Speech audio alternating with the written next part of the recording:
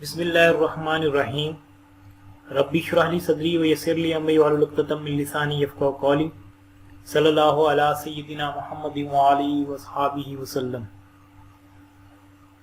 Dear students, आज हम programming fundamental में इंक्रीमेंट ऑपरेटर को स्टडी करेंगे, डिक्रीमेंट ऑपरेटर को और कंडीशनल ऑपरेटर को स्टडी करेंगे। लेक्चर स्टार्ट करने से पहले अगर अभी तक आपने हमारे चैनल को सब्सक्राइब नहीं किया तो चैनल को सब्सक्राइब कर लें और बेल आइकन को दबा दें ताकि आपको हर नए आने वाली वीडियो का नोटिफिकेशन मिल सके। चलिए लेक्चर को स्टार्ट करते हैं। Increment operator is a unity operator. Increase the value of operand by 1। तो इंक्रीमेंट ऑपरेटर जो है हमारे पास प्लस प्लस जो है ये इंक्रीमेंट ऑपरेटर है। ये ऑपरेंड के अंदर एक वैल्यू जो है वो ऐड कर देगा, जो एग्जिस्टिंग वैल्यू जो भी है उसमें एक वैल्यू ऐड कर देगा। अगर उसमें 1 पड़ा हुआ है तो और हम उसमें इंक्रीमेंट करें तो 1 + 1 2 हो जाएगा। तो एग्जिस्टिंग वैल्यू में 1 का इजाफा कर देगा इंक्रीमेंट ऑपरेटर। अब इंक्रीमेंट ऑपरेटर हमारे पास दो तरह के इंक्रीमेंट ऑपरेटर है। इसमें दो कैटेगरीज है हमारे पास। एक है पोस्ट इंक्रीमेंट। पोस्ट इंक्रीमेंट में ऑपरेटर बाद में आता है, और एक है प्री इंक्रीमेंट, उसमें ऑपरेटर पहले आता है, ऑपरेंड से पहले आता है। इन दोनों में डिफरेंस ये है कि पोस्ट इंक्रीमेंट में use the current value of A in an expression then increment A by 1। यानी पहले ए की वैल्यू यूज हो जाएगी अगर ये किसी एक्सप्रेशन में होता तो पहले ए की वैल्यू यूज होती एक्सप्रेशन में और देन इंक्रीमेंट होता। और इसी तरह प्री इंक्रीमेंट में क्या है कि पहले ए में इंक्रीमेंट होगा देन एक्सप्रेशन में यूज होगा। इसको हम जो है ना एग्जांपल के साथ क्लियर करते हैं। अब आप ये देखें कि हमारे पास ये एक छोटा सा मैंने प्रोग्राम लिखा है कॉन्सेप्ट को क्लियर करने के लिए। दो वेरिएबल लिए हैं, एक a1 है उसमें भी हमने 5 रखवा दिया और a2 में भी 5 रखवा दिया। यानी कि ये दो वेरिएबल डिक्लेयर किए हैं। जैसे ही ये वेरिएबल डिक्लेरेशन वाली स्टेटमेंट रन होगी तो रैम के अंदर 2 वेरिएबल्स इन 2 मेमोरी लोकेशंस, और आपको पता है इंटीजर मेमोरी में कितने बाइट लेता है, 4 बाइट। तो टोटल 8 बाइट रिजर्व हो गए a1 और a2 के नाम से, और दोनों में क्या पड़ा हुआ है 5। अब उसके बाद हमारे पास ये आउटपुट स्टेटमेंट है, उसमें हम ये एक्सप्रेशन लिखा हुआ है a1++। अब पोस्ट इंक्रीमेंट के केस में हमने कहा था कि पहले जो ऑपरेंड है वो यूज हो जाएगा और देन उसमें इंक्रीमेंट होगा। यानी अब इस केस में क्या होगा, पहले a1 की वैल्यू प्रिंट होगी और देन a1 में इंक्रीमेंट होगा। तो a1 की वैल्यू क्या है 5, तो स्क्रीन पे क्या प्रिंट हो जाएगा 5, और उसके बाद a1 में इंक्रीमेंट होगा। पहले 5 प्रिंट हुआ स्क्रीन पे आउटपुट कंसोल पे, और उसके बाद a1 में इंक्रीमेंट होके 6 हो गया। अब दूसरा केस है प्री इंक्रीमेंट। इसमें पहले इंक्रीमेंट होगा, यानी पहले a की वैल्यू a2 की वैल्यू जो है वो इंक्रीमेंट होगी और देन प्रिंट होगा। तो प्री इंक्रीमेंट में पहले इंक्रीमेंट और देन ऑपरेंट यूज होगा एक्सप्रेशन में। यहां आउटपुट में हम उसको यूज करें तो आउटपुट में। एक और एग्जांपल हमने लिया है इसी कॉन्सेप्ट को क्लियर करने के लिए, क्योंकि इसमें जो बेसिक डिफरेंस है इन दोनों में, प्री इंक्रीमेंट और पोस्ट इंक्रीमेंट में, वो सिर्फ प्रेसिडेंस का डिफरेंस है। तो अब ये स्टेटमेंट रन होगी तो हमारे पास मेमोरी के अंदर, रैम के अंदर ये वेरिएबल डिक्लेरेशन वाली जब स्टेटमेंट रन होगी तो 4 बाइट रिजर्व हो जाएंगे ए के नाम से, बी के नाम से और सी और डी। यानी 4 बाइट ए के लिए, 4 बाइट सी बी के लिए और 4 बाइट सी के लिए और 4 बाइट डी के लिए रिजर्व हो गए रैम के अंदर। यानी ये मेमोरी लोकेशन है हमारी। तो ये वेरिएबल्स हैं, इनमें हमने ए में 5 रखवा दिया था साथ ही डिक्लेयर करते वक्त, बी में भी 5, और इनमें गार्बेज वैल्यू पड़ी है, कोई सिस्टम जनरेटेड नंबर पड़ा है। तो ये अभी तक रैम में ये सूरत हाल है जब ये पहली स्टेटमेंट रन हुई, उसके बाद ये वाली स्टेटमेंट रन हो रही है। अब अगर इसमें देखें तो इसमें हमारे पास दो ऑपरेटर हैं, एक इंक्रीमेंट ऑपरेटर है और एक हमारे पास असाइनमेंट ऑपरेटर है। तो इन दोनों में पोस्ट इंक्रीमेंट और असाइनमेंट ऑपरेटर में असाइनमेंट ऑपरेटर की प्रेसिडेंस ज्यादा है, यानी फर्स्ट नंबर पे इसकी प्रेसिडेंस है, सेकंड नंबर पे इसकी प्रेसिडेंस है। तो इसका मतलब पहले ए की वैल्यू सी को असाइन होगी और उसके बाद ए में इंक्रीमेंट होगा। तो ए की वैल्यू हमने सी को असाइन कर दी, ए में इस वक्त 5 है तो वो हमने सी को असाइन कर दिया, और उसके बाद ए में इंक्रीमेंट होके कितना हो गया 6। ठीक है, ये स्टेटमेंट भी हमारी एग्जीक्यूट होगी।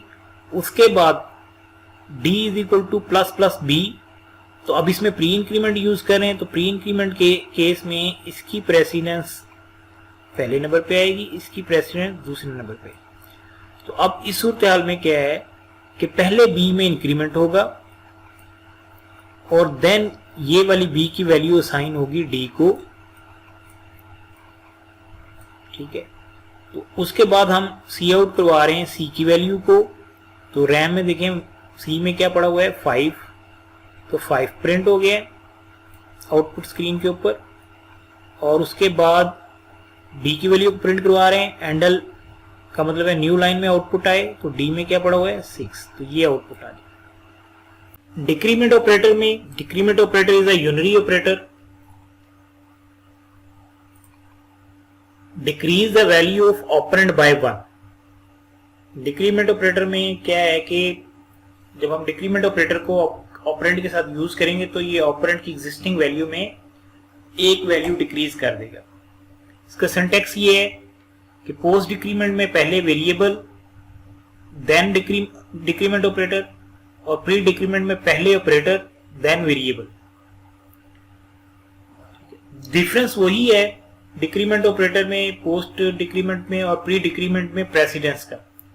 इसमें क्या है कि use the current value of A in an expression then decrement A by 1, और decrement A by 1 then use new value of A in an expression.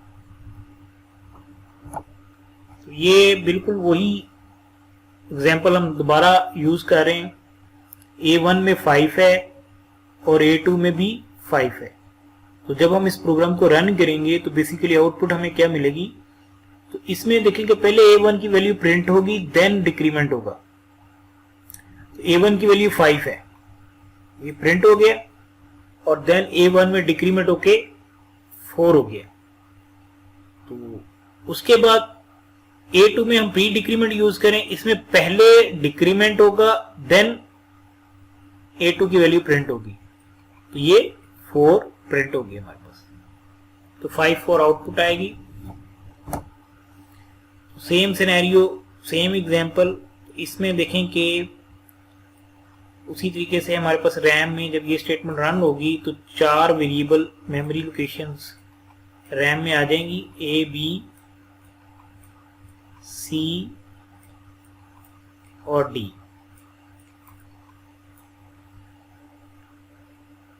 तो ए में 5 है, बी में भी 5 है।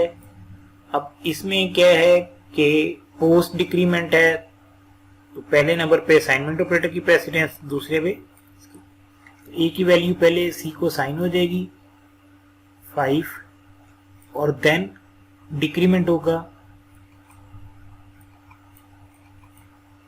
उसके बाद अगर इसमें देखें तो इसमें पहले डिक्रीमेंट ऑपरेटर की प्रेसिडेंस देन असाइनमेंट, पहले डिक्रीमेंट होगा तो बी में पहले डिक्रीमेंट हुआ और देन ये वैल्यू असाइन हुई डी को 4, और उसके बाद हमने इसको प्रिंट करवा लिया। सी में क्या पड़ा हुआ है 5 और डी में क्या पड़ा हुआ है 4। ठीक है, तो इस तरीके से हमारा प्रोग्राम जब चलेगा तो ये आउटपुट आ जाएगी 5 और 4। आगे देखते हैं हमारे पास conditional operator. Conditional operator is a ternary operator, is also called decision making statement. इसका सिंटैक्स ये है कि इसमें एक्सप्रेशन आएगा, एक्सप्रेशन और कंडीशन पहले आएगी, देन क्वेश्चन मार्क, और क्वेश्चन मार्क के बाद एक्सप्रेशन जो आएगा ये वो जो ट्रू के केस में,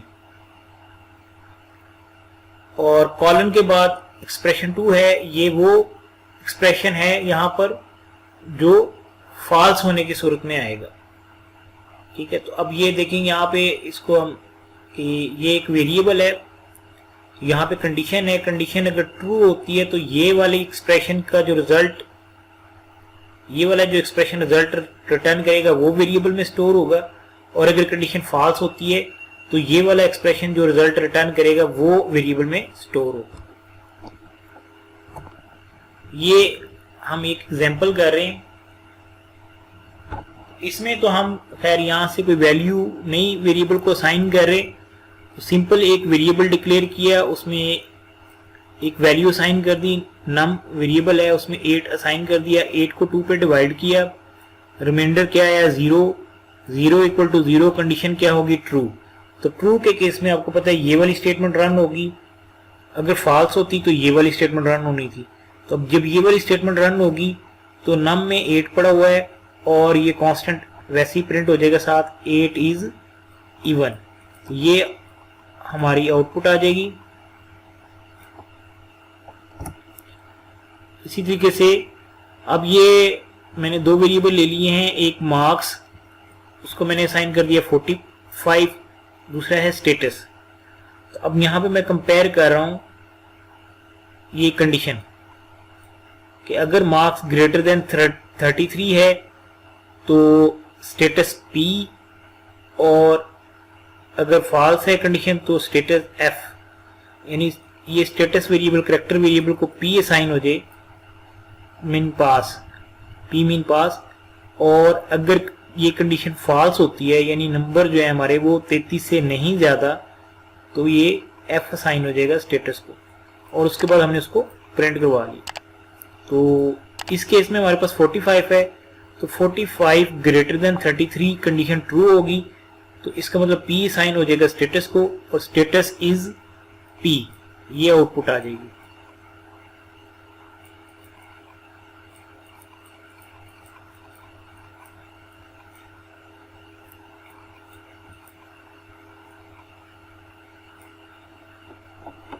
तो आज के लिए इतना ही, मिलते हैं नेक्स्ट लेक्चर में। अल्लाह हाफिज।